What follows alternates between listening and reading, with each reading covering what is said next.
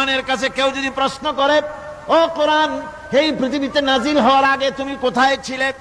কেউ যদি প্রশ্ন করে, কোরআনে কারীম নিজে নিজের পরিচয় শোনায়, আমি কোথায় ছিলাম শোনো।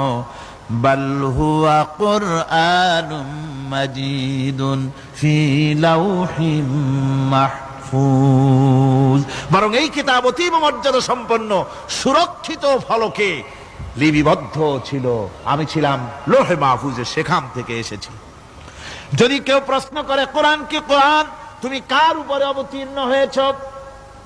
জবাব কোরআন নিজেই দেয়, ওয়া আমিনু বিমা নুজিলা আলা মুহাম্মাদ ওয়া হুয়াল হাক্কু মির রাব্বিহিম, ঈমান আনো সেই জিনিসের উপরে যেটা মুহাম্মদ সাল্লাল্লাহু আলাইহি ওয়াসাল্লামের উপর অবতীর্ণ হয়েছে। আবার অন্য আয়াতেও জবাব পাওয়া যায়, তাবারাকাল্লাযী নাযালাল ফুরকান